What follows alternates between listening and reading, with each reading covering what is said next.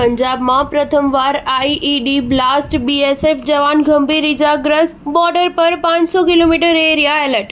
પંજાબમાં ભારત પાકિસ્તાન સરહદ પર 9 એપ્રિલ આઈઈડી બ્લાસ્ટ થયો હતો, જેમાં બોર્ડર સિક્યુરિટી ફોર્સના એક જવાન ગંભીર રીતે ઇજાગ્રસ્ત થયા છે. રાજ્યના ગુરુદાસપુર જિલ્લાના દોરંગલા ગામ પાસે આ ઘટના બન્યા બાદ એલર્ટ જાહેર કરવામાં આવ્યું છે. બીએસએફે સરહદના 553 કિલોમીટર એરિયા પરના તમામ જવાનો અને પોઈન્ટોને સાવચેત કરી દીધા છે. જ્યાં ભયાનક બ્લાસ્ટ થયો છે તેની આસપાસ ખેતી કરવા પર પણ પ્રતિબંધ લગાવી દેવાયો છે. બીએસએફ સૂત્રોના જણાવ્યા મુજબ ઘટનાની ટેકનિકલ અને ફોરેન્સિક તપાસ કરવામાં આવશે. ત્યારબાદ આ મુદ્દાને ઉઠાવી પાકિસ્તાન રેન્જર્સને વિરોધપત્ર સોંપવામાં આવશે. અધિકારીઓએ કહ્યું કે બીએસએફની ટીમ સરહદ પર ફેન્સિંગ પાસે પેટ્રોલિંગ કરી રહી હતી. આ દરમિયાન ભારતીય ક્ષેત્રમાં છુપાયેલા અનેક આઈઈડી મળી આવ્યા છે. પ્રાથમિક માહિતી મુજબ અહીં લગભગ 2 આઈઈડી મળ્યા છે.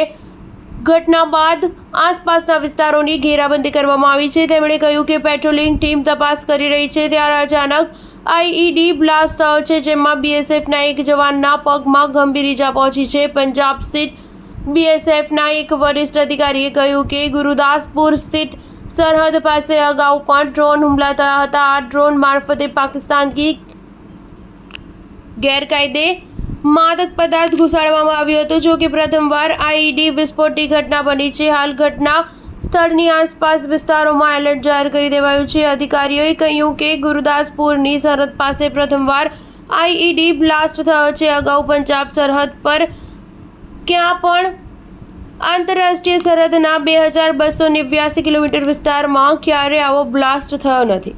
સ્ટાર ન્યૂઝ 7 હંમેશા સચ્ચાઈની સાથે.